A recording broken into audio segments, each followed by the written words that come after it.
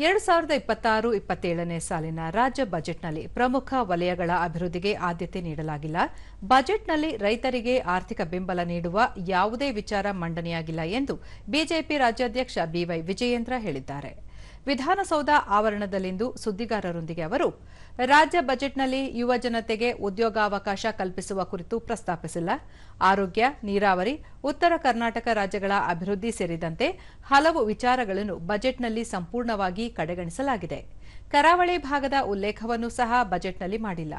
ಒಟ್ಟಾರೆ ಬಜೆಟ್ ಕರ್ನಾಟಕದ ಸಮಗ್ರ ಅಭಿವೃದ್ಧಿಯ ದೃಷ್ಟಿಕೋನವನ್ನು ಹೊಂದಿಲ್ಲ ಎಂದು ಹೇಳಿದರು. ಈ ರೀತಿ ಒಂದು ಬಜೆಟ್ ಅನ್ನ ಮಂಡನೆ ಮಾಡ್ತಾರೆ ಅಂತ ನಾವು ಯಾರು ಕೂಡ ನಿರೀಕ್ಷೆ ಮಾಡಿರಲಿಲ್ಲ. ರೈತರ ಬಗ್ಗೆನೂ ಕೂಡ ಏನು ಕಾಳಜಿನ ತೋರಿಲ್ಲ ಮಾನ್ಯ ಮುಖ್ಯಮಂತ್ರಿಗಳು, ಹಣಕಾಸಿನ ಸಚಿವರು. ಯುವಕರಿಗೆ ಆದ್ಯತೆಯನ್ನು ನೀಡ್ತಾರೆ, ಉದ್ಯೋಗ ಅವಕಾಶಕ್ಕೆ ಒಂದು ಪೂರಕವಾಗಿರ್ತಕ್ಕಂಥ ಬಜೆಟ್ ಅನ್ನ ಕೊಡ್ತಾರೆ ಅಂತ ಅನ್ಕೊಂಡಿದ್ವಿ.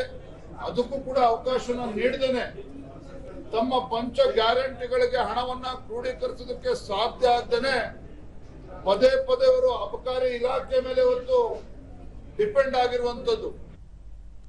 ಇದಕ್ಕೂ ಮುನ್ನ ರಾಜ್ಯ ಬಜೆಟ್ ಮಂಡನೆಯಾದ ಬಳಿಕ ವಿರೋಧ ಪಕ್ಷದ ನಾಯಕರು ಬಜೆಟ್ ಪ್ರಗತಿಯ ದೃಷ್ಟಿಕೋನವನ್ನು ಹೊಂದಿಲ್ಲ ಎಂದು ವಿಧಾನಸೌಧದ ಆವರಣದಲ್ಲಿ ರಾಜ್ಯ ಸರ್ಕಾರದ ವಿರುದ್ಧ ಘೋಷಣೆಗಳನ್ನು ಕೂಗುತ್ತಾ ಪ್ರತಿಭಟನೆ ನಡೆಸಿದರು.